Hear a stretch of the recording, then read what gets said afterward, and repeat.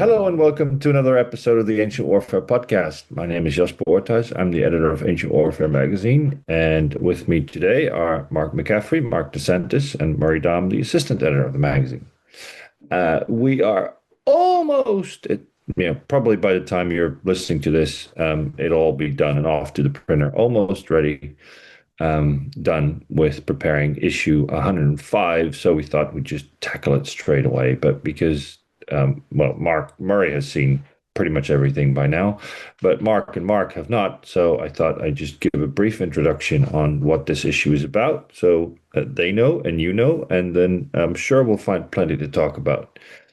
Because the theme is the Roman army of the second century AD, as we in, stumbled on in our pre-discussion. It's a bit random because Nerva dies in 98 and Septimius Severus lives into the second decade, just barely.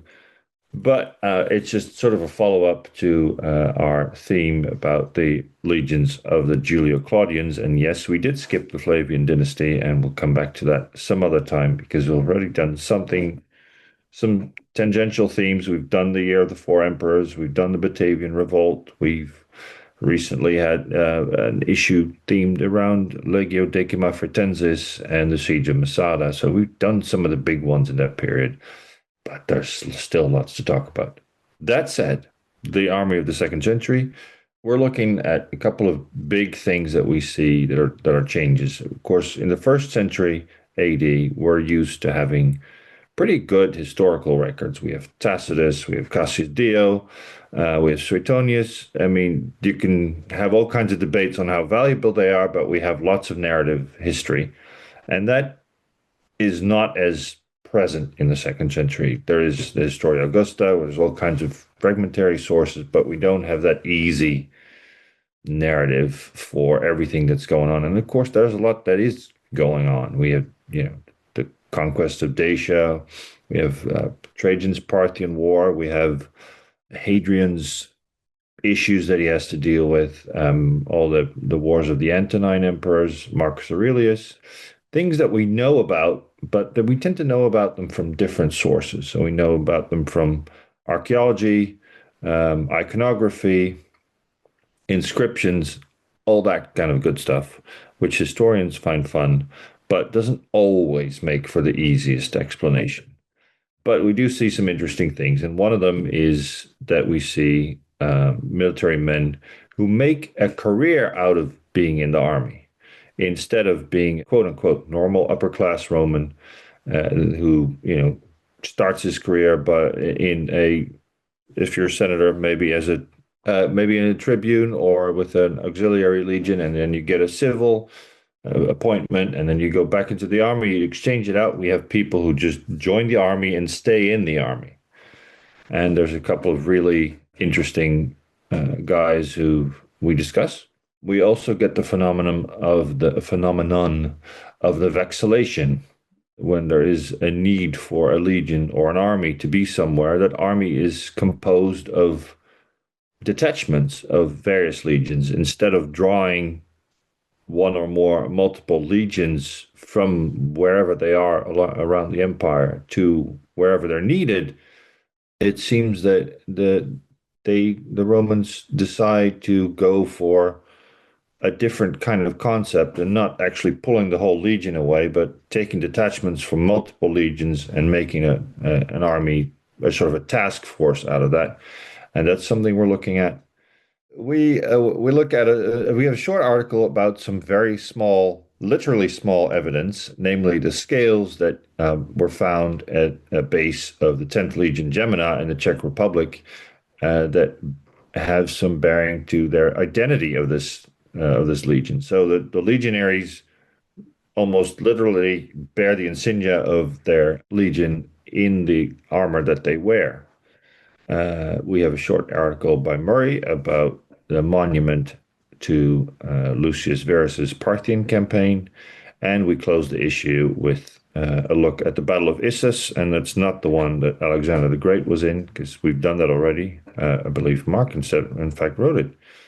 But this is a battle at probably the same location half a millennium later, between Septimius Severus and Pescennius Niger, who were vying for the throne of Rome. And that immediately also closes out the century. And if you want to read more about Septimius Severus and his fight with Clodius Albinus, there is an earlier issue of the magazine that you can look at. But that leaves lots to be discussed. We barely got around to looking at, for instance, Parthian Wars in more detail than the monument. We did not look at auxiliary units very much. We didn't look at the wars of Marcus Aurelius. We didn't look at Trajan's Dacian War. Of course, we have a book about that. But there's all these things that you can look at and talk about. And as I mentioned, we have so much more material and so many more sources when it comes to inscriptions and papyri and records. We know a lot of the stuff that we know about the daily life in the Roman army actually is from the second century.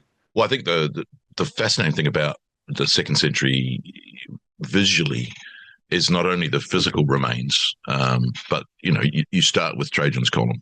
You have Marcus Aurelius's column. Antoninus Pius's column is just a column. There's very little on it. Marcus Aurelius's column, and then it's bookended. The century is bookended by the Arch of Septimius Severus. So you've got these iconographic depictions of Roman legionaries in action throughout the century, which, if anyone's seen a film or a picture of a Roman legionary from anywhere from Romulus to the fall of Rome in 476, it's Trajan's columns legionaries that are the basis of those depictions, inaccurately as they may be. So the bizarre thing is that the way that they are shown on Trajan's column, as opposed to the Adam Clissi monument, which is another contemporaneous depiction of Roman legionaries, is the way people expect to see their Roman legionaries. They're all wearing lorica segmentata or banded armor now, because the Romans never used the term segmentata. That's a modern term that we've given it to give it, Latin authorization. But the reality of that armor is that it's only around for a very brief period of time, maybe a century, maybe a little bit longer if you get a little bit, if you want to push it back to the age of Augustus, which we've looked at. But mail armor, which is in existence before banded armor and after banded armor, is the armor that is consistently used throughout all of this period. And you get, therefore, by the column of Marcus Aurelius and the Arch of Septimius Severus, everyone's wearing mail armor. Actually, on the column of Marcus Aurelius, you see a mix, which is actually really interesting, because if you look at the column of Marcus of Trajan, there's very clear messaging going on. As well known, like all the legionaries are the guys wearing banded armor.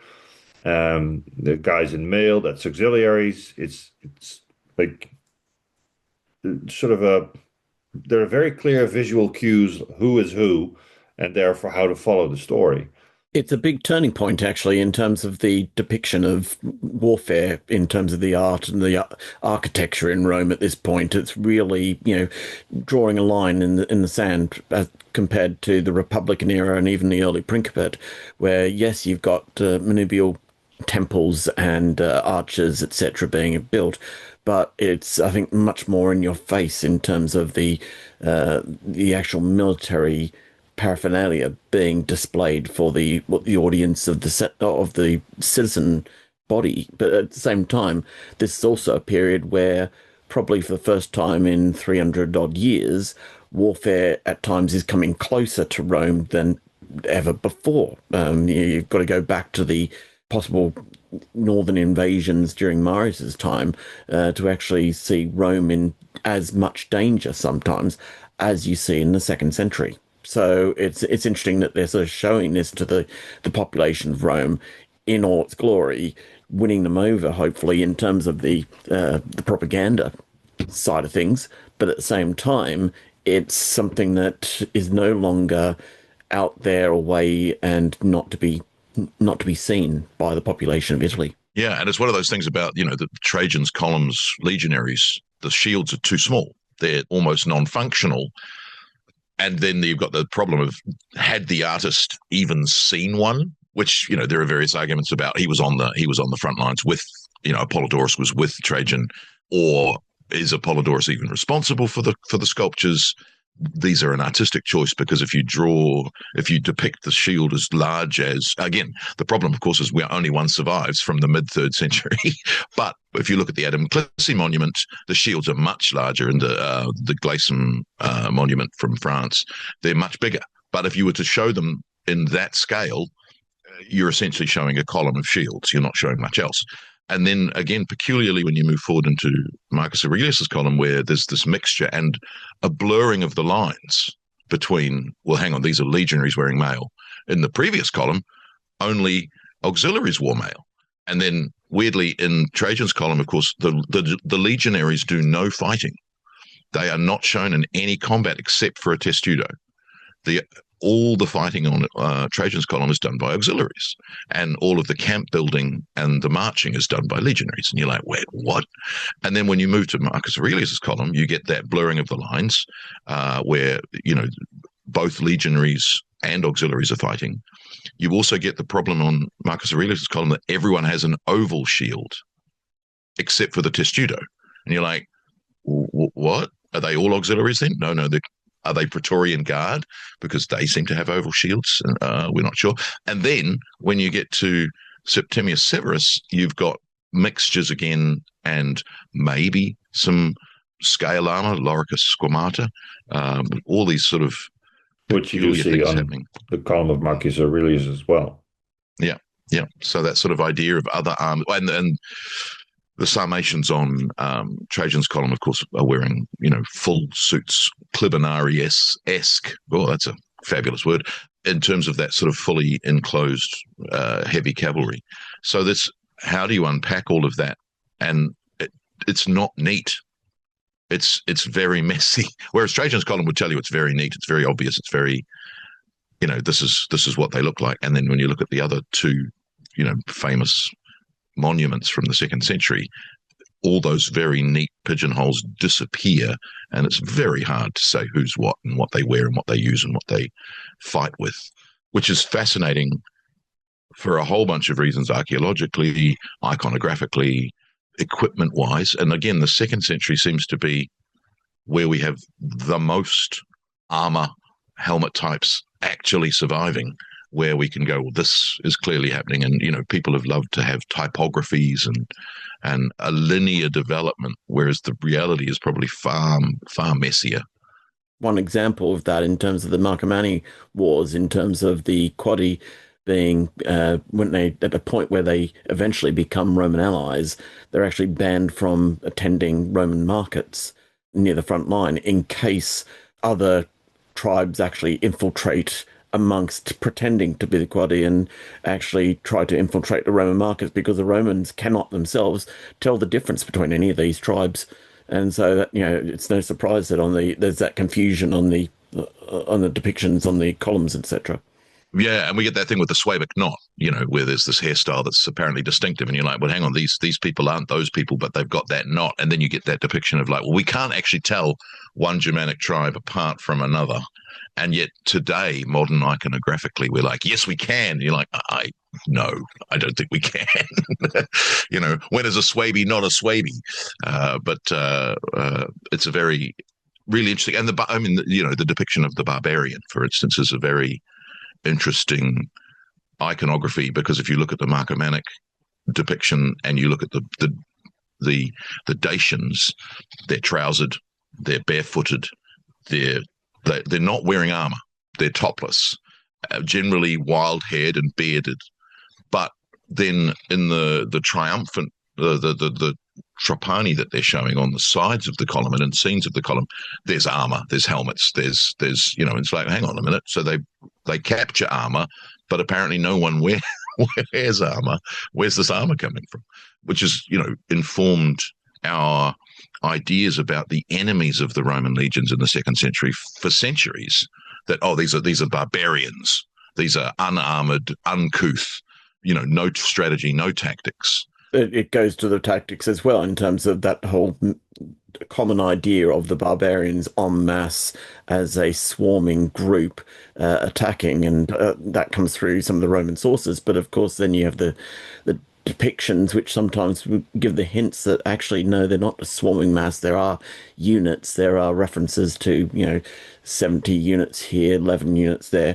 You've got references, or sorry, depictions, I should say, of mixed units of cavalry and infantry attacking Roman legionaries. So subsequently, all of that is being hinted at here and there. But of course, we just fall for the common general Roman view of it's a swarming mass and they've got no tactics whatsoever. And of course, the problem then becomes, well, how are you losing to these swarming masses that presumably you can defeat in a good old fashioned way because they're just a swarming mass? But you're like, yes, but they, and there's obviously the most famous defeats in the second century are the loss of 2 legions. Normally, the ninth is the one emphasized, and we've looked at that in the past, and the idea that it's lost in Scotland, but probably not, probably lost somewhere else. And then the 22nd Legion is also lost. Hang on, how are these swarming masses of barbarians annihilating legions? Well, that's actually a good point because it's as Mark said earlier, the second century is a century where, I mean, of course, in the first century we have the Teutoburg Forest. But if you look at it in the second century, there's a couple of occasions where the Romans clearly take very heavy losses. I think we discussed it when we talked to Lindsay about his book about the Bar Kokhba revolt, that there are so many surviving, so-called diplomas and fragments of diplomas that we can sort of track them through the years. And there is a noticeable dip in the 140s and 150s that suggests that there just weren't enough auxiliaries retiring. So making it to the end of the 25, 26 years to get one of those things. And then in 170, which is exactly 25 years, 160, 170, it picks up again. So, which suggests that after the end of the Bar Kokhba revolt, there is an influx of new recruits into the auxiliary units, who then retire after their time is up, and potentially a few extra years to just make it across that stretch. Allow me to put forward this idea, just not even referencing the Legion per se, but just the nature of the strategic picture that Rome faced, is that we'll call, obviously, it's been called the crisis of the 3rd century, when so many things went wrong for the Romans. But really, in the 2nd century AD, that's where you start to see things going very poorly for the Romans, in at least on the Danube during the reign of Marcus Aurelius. Now, they had many problems elsewhere, and it's often still called the Pax Romana. But even if these, let's call them wars or disturbances, were localized, they could be very dangerous for the Romans. And you could lose an entire legion here or there, if the enemy knew where the legion was. Maybe the commander of the Roman legion wasn't especially careful. I mean, that's a common thing. The Roman legionary commander goes out and doesn't have a clear reconnaissance picture of where the enemy is. Plus, whatever was going on with the Germanic tribes out on the other side of the frontier, there were a lot of them for the Marcomanni and the Quadi to engage in close to 2 decades of war against the Romans. Plus, they had aid from the Sarmatians. Now, ultimately, the Romans were able to beat these back, but these were very severe. And it's clear to me that the severity of the threat may have been just as great, but the Romans were still stronger, as the threat was in the 3rd century, when the Romans were weaker, which may be why we think of it being worse in the 3rd century, because the Romans were weaker, whereas the barbarian invasions were starting in large scale in the 2nd century AD. I don't know if the Romans were weak in the 3rd century or just made themselves weaker by fighting amongst themselves. Well, yes, I mean by the endless civil wars, they spent more time fighting each other, it's very difficult to judge whether the Rome's enemies were necessarily stronger. I would certainly say that the Sassanid Persians are stronger than the Parthians, but can we necessarily say that the various Germanic tribes were more numerous, stronger than the Marcomanni and the Quadi? Now, traditionally, it's said that the Germanic peoples were coalescing into ever larger tribal confederations to take on the Romans, but that itself is difficult to gauge. It's not that they weren't coalescing, but how much stronger, say, were the Alemanni or the Franks compared to the Marcomanni and the Quadi and the Sarmatians of the late 2nd century AD? It doesn't really have an answer, but there was a ferocious 2-decade war, so it should not be ignored when just the severity of. The other issue is, of course, that when Lucius Verus comes back from his Parthian campaign in 165, he brings, even for those of us who lived through COVID, one of the most severe plagues that the world has ever seen. There's the Antonine Plague, or the Plague of Galen. There's the plague in the 6th century in Constantinople. And then the 1919 influenza outbreak are the three, most deadly plagues. And we estimate 25% of the population dies between 165 and 180. Which I think has an ongoing effect, and it affects what happens in the Marcomannic Wars and the armies, which is, as Jasper pointed out, the Marcomannic Wars by Marcus Aurelius are very much fought by vexallations. It's about and recruitment drives. Again, just like we saw in the Year of the Four Emperors, we get slaves being enlisted into the legions. We get gladiators being enlisted into the legions. Anyone who wants to join a legion can join a legion. We get auxiliary units being stationed in the same region in which they were recruited, which is another massive change. And you don't do that. You don't make Germanic auxiliaries fight their fellow tribesmen or their neighbors because they've got affiliations, and that's what led to the Batavian Revolt. So you don't do that, but here they are doing it, and there's several incidents where a newly recruited auxiliary unit of Germanic tribesmen takes out one of their tribal ancestral enemies because they happen to be stationed in the area, which is all necessitated because of the manpower crisis, because of the plague. And there's fascinating imagery. We get all this lustrations, all of these cleansing again and again and again to try and get rid of the plague. And of course, because you've had vexallations going on the Parthian War, when those vexallations come back, they bring the plague with them. So it's not that the plague comes back from, we think, Ctesiphon and comes back to Rome. It's then spread throughout the Roman Empire because all of those vexallations go back to their home camps and take the plague with them, which then just basically decimates everywhere. Which, no. And so, there's these fascinating pictures, even in Marcomannic Wars. And again, as you pointed out, Jesper, the sources are very fragmentary in comparison to what we've had with Tacitus and the 1st century AD. But we get these bizarre viewpoints, like Lucian is the best source for the destruction of a legion in around 170 at Carnuntum. And he talks about how Alexander the false prophet, who has this bizarre religious cult of Glaucon, this snake god with a talking puppet human head. But several very prominent Romans become adherents of this faith, to the point that he's been brought from Antioch to the Danube frontier to try and placate the soldiers who presumably have become associated with this cult during the Parthian War. And so he's one of these priests and one of these religious cults that's used to placate and cleanse the legions so that they're going to be successful. And we have another mention of an Egyptian priest, and there's also a bizarre letter, which is written at the time, which is a Christian letter, and it's who's it appended to? Well, St. Justin, I think. And anyway, so it's this letter talking about how the Christians are the ones who are responsible for the miracle of the rain in 174. And of course, in the Christian tradition, it's Christianity that they emphasize.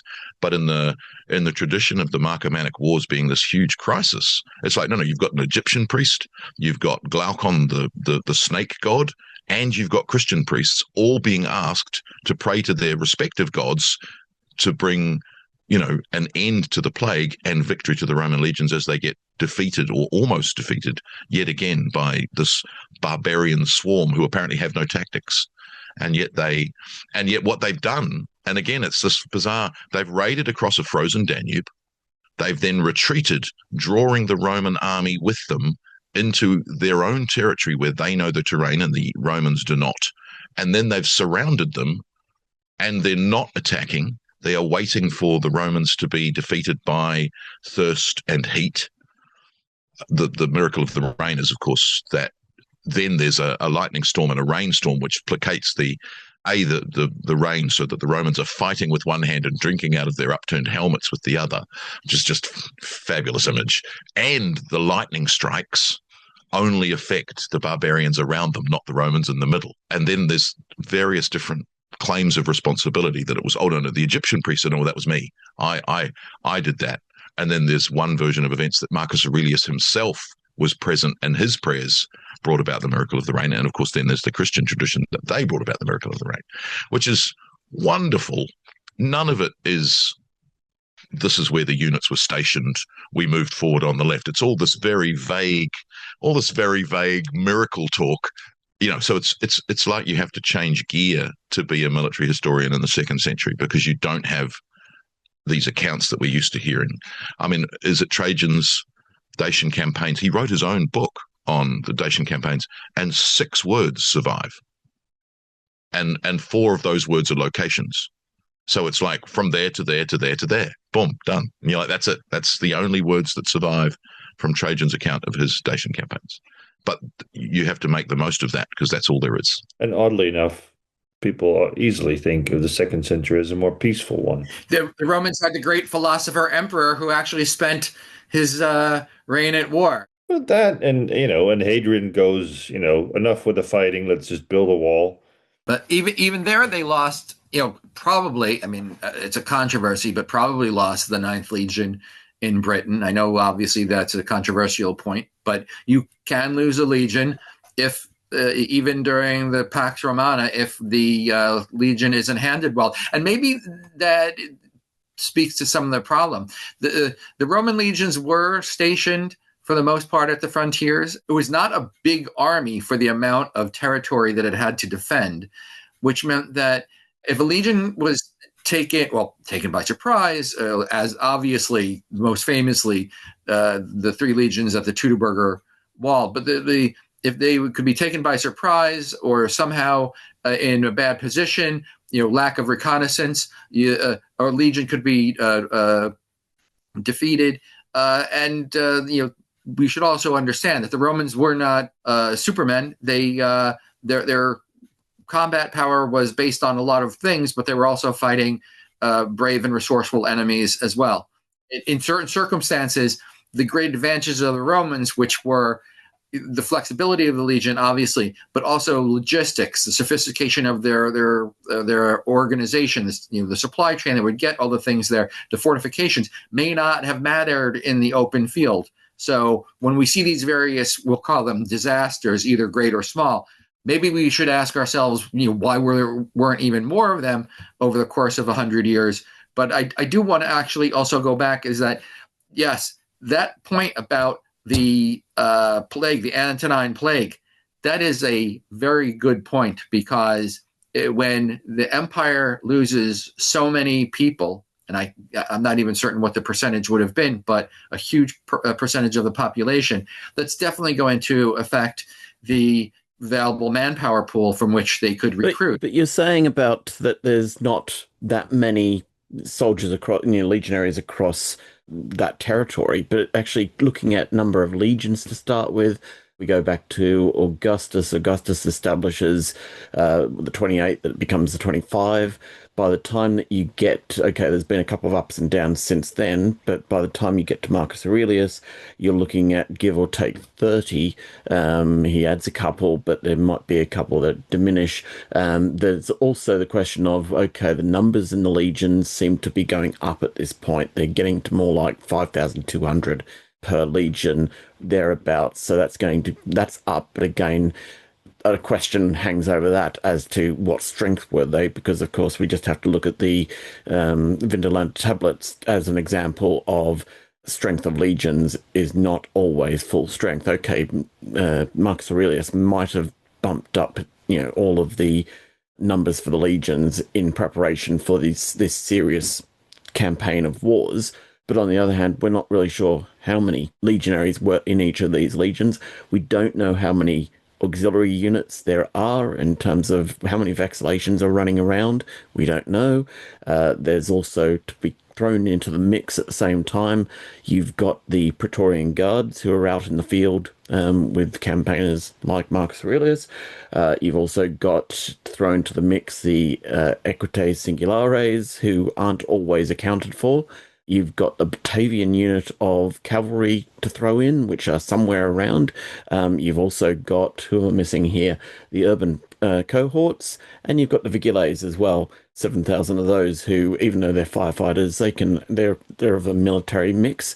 Therefore, they can be deployed if necessary. And in each of these situations, making a judgment in terms of how many men were there around. Was this a time when the legions were down in numbers, or were they actually up in numbers? But really difficult to say. The estimate is what, 450,000 ish. That's one of the numbers that gets thrown around. Yeah, that you have to cover borders from, across the UK, down the Rhine, down the Danube, into the ancient Near East, and then the African border is not, or the limes in Africa is not nearly as heavily occupied, but still there's troops there. And then you get some provinces like Britannia get overly manned. It's yeah. There's lots of factors to throw in. The interesting thing, of course, is that there isn't a pay increase for the legionaries, and no donative for the legionaries between Domitian and Septimius Severus.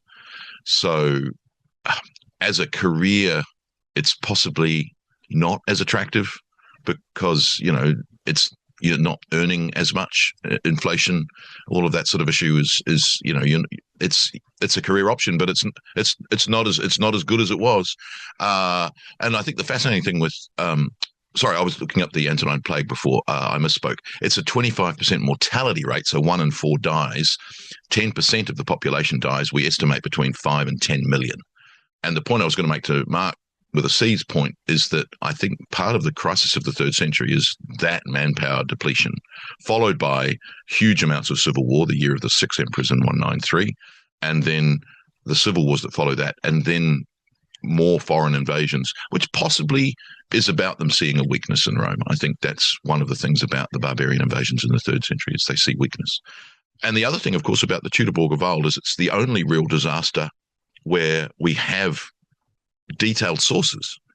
We get 3 lost legions in the remainder of the 1st century AD, the 5th, the 2nd, and the one other, possibly 2, possibly 21, possibly 1 in 70, possibly 2 under Domitian, but maybe elsewhere. We then get the loss of the 9th and the 22nd at some point in the 2nd century after the reign of Hadrian, but who knows when. Those are then replaced under Marcus Aurelius. So we get the 1st and the 2nd. So that brings us back to 30 legions, and then 2nd and 3rd. And then under Domitian, under Septimius Severus, we get 3 more, 1, 2, and 3 Parthica. So that takes us up to 33 legions, which kind of remains standard.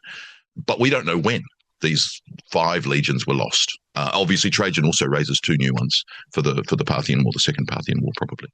And so we get legions lost and legions raised, but there's this amazing continuity of it's roughly the same amount of legions for most of the time. And Septimius Severus's decision to raise 3 more and 3 additional ones, so you've had 28 under Augustus, and even with the loss and replacement, it stays at 28 until Trajan. And, it's like, okay, wow. And then you lose 2 more and it stays at 28 until Marcus Aurelius. And then you're back to 30. That suggests some remarkable continuity for this. These are our borders.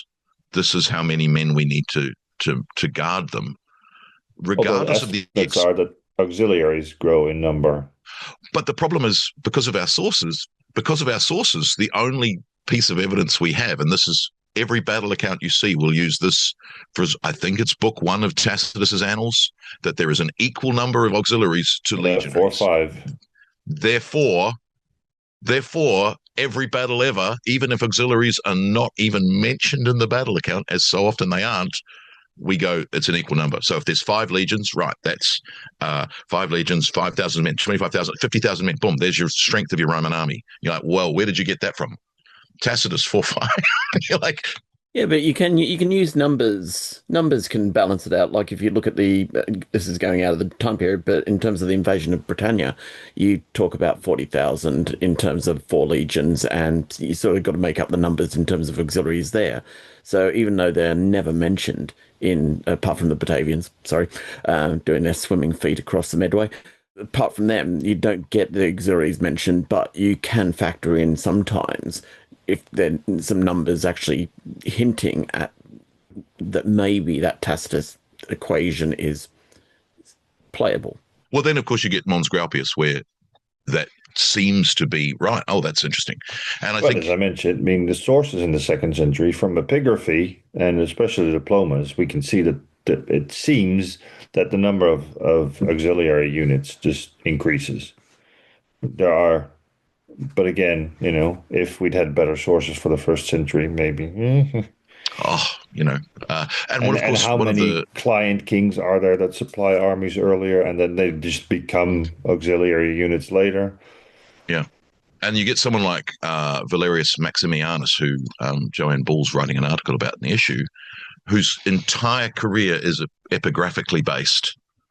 The units that he's attached to that, epigraphically different inscriptions, so it's corroborated by 2 different locations, never mentioned in any literary account. And so you can reconstruct an entire auxiliary career, and this is not the only example of that, and legionary career not mentioned in the sources. And it's like, how is our literary record so depleted of detail that we've got an entire career that isn't even mentioned corroboratively and it's anywhere. not just any career. that was an impressive. No, that was an impressive career. Yeah, a fantastic career. He had a fantastic career that would have been, if this had been World War II, this would have made him the equivalent of General Jim Gavin of the 82nd Airborne at the end of the war. That is something. But he commanded several legions all across from the 170s into the 180s during the reigns of Marcus Aurelius and Commodus. He may even, I think, be depicted on the column of Marcus Aurelius, but he's something else. But interestingly enough, first, I think that generally speaking, the Romans were writing, even when they were writing about military events, they were writing more what we consider to be high-level diplomatic histories of wars. That is, that they weren't really writing military histories in our understanding. And for instance, how depleted are our sources? Very much. For example, I think that the only reason that we relearned what had happened to the 3 legions, the 17th, 18th, and 19th legions, is when we rediscovered Tacitus's annals in the very early 1500s. They discovered a manuscript in a monastery somewhere, I think, in Germany, and translated it. And that's why we know that these 3 legions, and otherwise, that is, I don't even think that we were aware of the loss of these legions or what they were, which is kind of astonishing when you consider that. And because I don't know if there are all that many attestations to those legions? I mean, probably, obviously some have been found subsequently, but when you consider that it took until the early 16th century to discover that information. Chitterbuck Forest we're getting completely distracted, but it's in multiple sources. And actually, the numbers of the legions, I think, on tombstones, is it? it's the Marcus Caelius tombstone, and that's the 18th, and there are a few markings of the 19th Legion, I think, from Germany that date to the very early empire and then disappear, which makes that a likely number. And I think the 17th is never mentioned. That's just as a position, but I might be wrong. I mean, the other thing about legions, of course, in the second century is they all start gaining these epithets, which in most cases they haven't had earlier. Flavian period starts. Yeah, but Fulminata and I mean, there's this debate about Via Laude and where the Laude comes from, but they start to get Pia Fidelis and Loyal and Victorious, and it's an interesting sort of development in how you recognize legions and how their service is reflected in their sort of the naming, and of course at the same time you've got the continuity of the Batavians, for instance, but the idea that, well, they're not Batavians anymore, are they? They're recruited outside of their original, and this is true of all legions and auxiliary units, that they're no longer recruited in the only place where they were recruited previously. They're now recruited from wherever. Anyone can join, but you're going to be a Batavian, which is peculiar, but it also speaks to that manpower crisis, that if you are desperate for anyone from anywhere to join up, you're not going to suddenly go, well, you can't join this legion because you aren't from a particular area or a particular clan or a particular people. So I think that also points to the recruitment of Roman legions in general, which began to be extremely noticeable in the first century AD, and then I think was complete in the second century, in which even if Roman legions as individual legions were recruited, say, in the north of Italy, and I think Tacitus specifies that they were recruited in the north of Italy because Augustus didn't want to recruit from Italy south, I guess, of the Po.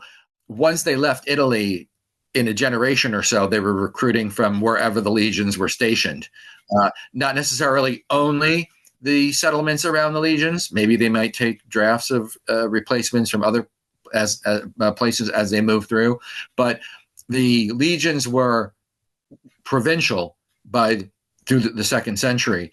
And I found a quote, and I don't have a time for it, but there's a gravestone at Aquileia, and there's a Praetorian centurion named Manlius Valerianus. So not Marcus Valerius Maximianus, but his name is Manlius Valerianus. And this is the quote: "It's faithfully commanded a century in a Praetorian cohort, not in a barbarian legion." Meaning what he's saying is that he's a real Roman, all right? Not he didn't serve in a barbarian legion that's still in the Roman army as we would consider it, wearing their lorica segmentata or whatever it is. But he's from Italy, but not from some other place, or a barbarian. Meaning even the provincials, he calls them barbarians, which I thought was very intriguing. Now I wish I had a date for that quote, but the legionaries are coming from outside of Italy at this time. There's the accusation against Septimius Severus that he barbarizes the army, which, again, is the old trope of the decline, even amongst contemporary Roman historians, about what, and Gibbon famously dates it to Marcus Aurelius's reign. I think that's when the barbarization of the Roman army really begins, is under Marcus Aurelius, when he's bringing in all of these auxiliary units and recruiting them to fight against their own peoples. But when Septimius Severus eliminates the Praetorian Guard of his Civil War predecessors, and he replaces it with his Danubian legionaries, he's accused of barbarizing the army. But he basically he's Yeah, using but men that the point is there's suddenly guys that are from the frontier in Rome. yes, Well, I have this wonderful quote from Dio Cassius, if I could use this. So another quote. He wrote of the Pannonian legionaries that accompanied Septimius Severus to Rome. He called them, quote, savage in appearance, most terrifying in speech. So Senator probably had only gotten to see praetorians who, would have been, much more civilized in their behavior, whereas these were dandified. Come on, dandified. Let's yeah. right. And also, apparently, they were really in Rome. When the Septimius Severus came with his troops, they were shocked to see them wearing trousers. They were wearing. But to go back to what Murray said at the very beginning, the people in Rome were looking at Trajan's column, where the Roman legionaries all look uniformed and uniform and all cleaned up, and here come these guys who've probably grown up on the Vicus near the camp, and they just joined up because their dad was in the army too. I was going to say, in terms of the second century, there's that big increase in terms of the second and third generations coming through, in terms of the retired veterans being settled in Colonia all over the place, and of course their sons being recruited, of course, without themselves, because they're illegitimate children still of legionaries. They have not got citizenship, and they're recruited into the legion on the basis of earning citizenship in that sense. But that would change there's a certain concept of identity as legionaries by birth, not necessarily having such a link to the Roman body as such, but rather to the army itself coming through at this time. It's changing the whole feel of things. Not to mention, of course, the reforms of Septimius Severus are wide-ranging. He allows legionaries to marry whilst serving, which is, we think they were doing it anyway, but he makes it legal. So therefore, the idea is, of course, that their sons can enlist because they are citizens, and therefore you can get them enlisting before their parent retires. It's the natural progression of things, isn't it? Yeah, and he increases from one to the other. Increases the pay for the first time in more than a century, and various other reforms, including possibly to do with the fact that he's enlisted 3 new legions, that he's splitting provinces. And there's a fascinating thing with provincial, we were talking before about the same number of men guarding this enormous border, and yet what would seem to happen, I think it's in Britain and it's in Pannonia, or is it Syria? Might be Syria, where the legion gets split in the province gets split in half, seemingly as a response to a rebellion. And so if your province rebels, you get split in half so that you're no longer a unified province. Especially in Britain, the fascinating thing that then happens is, Britain eventually, by the time of Constantine and later, it's 5 provinces, and each one seems to happen when there's a revolt in Britain. It's like, right, you revolted again, right, you're getting split. No, you're getting split. So, we talk about Britain and we talk about Roman Britain, and of course, when it's early on in the Roman Empire, it is indeed one province. But by the end of the Roman Empire in the 4th century, it's 5 provinces. Britain. But it's, of course, earlier it's a province with 4 legions in it in the 2nd century, which makes the governor a powerful man. I mean, yeah, absolutely. There's a reason it revolts all the way through to the 4th century. But again, we sit there and you look at it in terms of area covered. 3 legions in Britain, which is sort of for most of its time as a Roman province, is its garrison, is a large number of men for a relatively small area when you compare it to the rest of the length of the frontier that these legions elsewhere are commanding. But at the same time, it's an important one, because in terms of, if you're looking at the wars on the northern frontier in Europe as such, that those legions are being fed by grain production across, yes, northern Gaul, but in particular Britannia. So actually, for things like the Marcomannic Wars, that's going to be a crucial source of supplies. and I think it's one of those things about, because you do often get asked why keep Britain, and Britain isn't abandoned as a Roman province until the traditional date is 410 in Zosimus, the what's it called? The rescript of Honorius, but probably around 420, 430 maybe is when Britain's finally abandoned. So they keep hold of Britain regardless of how many times it rebels for such a very long time. And of course, the other thing which is coming, and we now, of course, date it to Caracalla, is the Constitutio Antoniniana, where all free-born inhabitants of the Roman Empire are turned into citizens. And the interesting thing about that is that in earlier Roman history is not credited to Caracalla. It's credited to Marcus Aurelius. It's credited to Septimius Severus.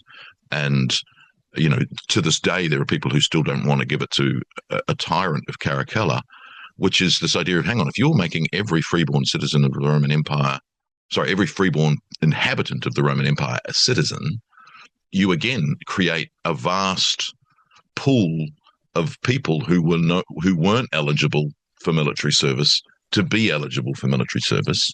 You've had an increase in pay by Septimius Severus, like a doubling of the pay, which again tells you how bad inflation had got. If you're doubling the pay of a legionary to try and get recruits, your pay just prior to that wasn't worth as much as it was by a long shot. So there seems to be the idea of what becomes the enfranchisement of the entire free population has been around previously, but not enacted. And today, of course, we tend to date it to 212 in Caracalla, just after his father's death in February 211. But there are still people who don't like to give credit to Caracalla for it, because he's, as we know from Gladiator 2, he's such a bad emperor. And there's been a terrible debasement of the currency all through these years. That is, it goes from being pure silver to being more like a silvered metal until finally it's just a veneer of silver, which actually rubs off pretty easily. So, if you had inflation or some sort of economic difficulty at some point, a debased currency is just going to make that all the worse. Yeah. And I think the problem is that the old-fashioned way of bringing wealth in, foreign conquest, it's like, well, where is there left to conquer? And so you suddenly get this concentration on Eastern campaigns against the Parthians and then the Persians. And then, of course, you get multiple invasions across the Danube and across the Rhine, which never go away from, do they begin with the Marcomannic Wars that, essentially they're never resolved after that? You bring up a very interesting point, and this is it's impossible at this distance where we don't have any sort of good figures relating to how the Roman economy functioned in terms of how, what the revenue was, what things were, what the inflation rate was. I mean, these are all things that it's hard for us to do today, but Marcus Aurelius is reported to have auctioned off furniture from the imperial palace, right, in order to pay for the Marcomannic Wars. Someone presumably purchased that furniture at auction, and what you see is glimpses here and there, going back at least to the first Punic Wars, where they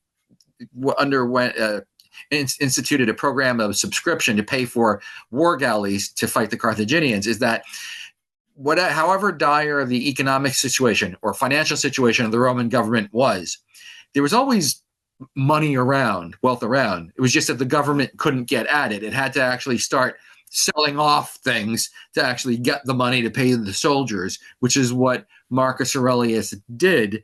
So presumably that's what, they were in desperate financial straits, but someone had money. It's just that it wasn't immediately available to the Roman emperors to pay the armies, and they had trouble, obviously, which was why they debased their currency. And because you could always find relatively abundant supplies of lesser metals. It's fascinating when you look at the history of the second century, where you begin with Trajan, who's expansionistic, the Dacian Wars and then the Parthian Wars. Then you get Hadrian, then you get Antoninus Pius, and we have this idea that they're peaceful, whereas in fact they are moving troops around. They're building Hadrian's Wall, massive expenditure. There's also evidence that there was a war with Parthia was looming under Antoninus Pius, and he's putting troops on the border to stop. And a letter, he says, "Don't fight." And apparently Vologases the third is like, okay, fine, I won't. But of course, as soon as Antoninus Pius dies in 161, he invades. So, and, may annihilate legions in Armenia. And then you get the wars of the most philosophical of all the emperors. For his entire reign, he's fighting wars.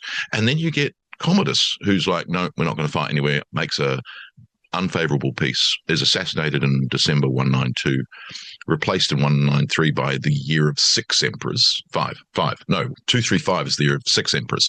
So, it gets worse and worse. But the funny thing about that is that we look at Commodus's abandonment of the Northern Wars as a massive failure. He fires his entire father's concilium, but the reality is probably they are spending so much money. As Hadrian's response to Trajan's wars is like, no, not doing that. Let's just stop the just hemorrhaging of money. Commodus does the same, but he's not credited as a good emperor, unlike Hadrian. And the funny thing is that in both cases, I wonder whether Trajan's column and Marcus Aurelius's column are propaganda at Rome for the purposes of, what the hell was this war for? We've seen nothing from this war other than spending. We gained nothing. Where's all the gold? Where's all that Dacian gold we were promised? Oh, there is none. Oh, no. And so these columns are built as a way of saying, this is what we did. See, look what we achieved. Whereas the reality, and I think it's something Trajan may have learned from Domitian, that Domitian, talking about furniture, Domitian's war was criticized, his Dacian wars were criticized that they achieved nothing. And he had a mock triumph, which is abused in all the sources, that he put imperial furniture in the triumph to try and make it look like he'd gained some stuff. Whereas the reality was there was nothing to be gained. And so Trajan's like, right, I'm going to build a column to tell people what I've done, because otherwise they won't believe me. All they'll see is money going out and nothing coming in. It is interesting in terms of like which wars are going to be visual and to the Roman audience and which aren't. I mean, you mentioned Commodus there, but Commodus actually had wars going on in the north, but they're just not known about that. I mean, there's something going on in Britannia where he announces himself as Britannicus to celebrate his victory over the rebels of Britain. But who were they? What were they doing? We have no idea. None of the sources bother with it. But again, was that a deliberate ploy on his part in terms of it's not a war that's going to gain popularity, so let's not talk about it too much? It seems that rebellions don't get talked about very much or made into monuments. I mean, apart from the Arch of Titus, is the only one I can just think of. I don't think they do anything with, Bar Kokhba or the Batavian Revolt or, name any number of revolts, let alone civil wars, of which there's, of course, always a good supply. And obviously Commodus is damnatio memoriae, but, Lucius Verus isn't. But Lucius Verus is the unfortunate younger brother of Marcus Aurelius, so he's basically rejected. But his Parthian War is a success. He succeeds. Not only does he succeed, the peace that he gets with the Parthians lasts until Septimius Severus.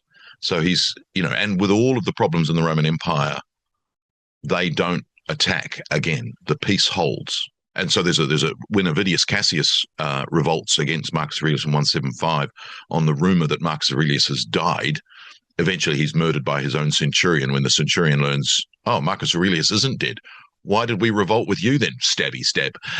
So, Marcus Aurelius tours the East with Commodus to try and restore order, but he gets there and goes, oh no, we restored order already when we learned you weren't dead. Oh, great. So you don't get monuments to Commodus. You don't get monuments to Lucius Verus that survive.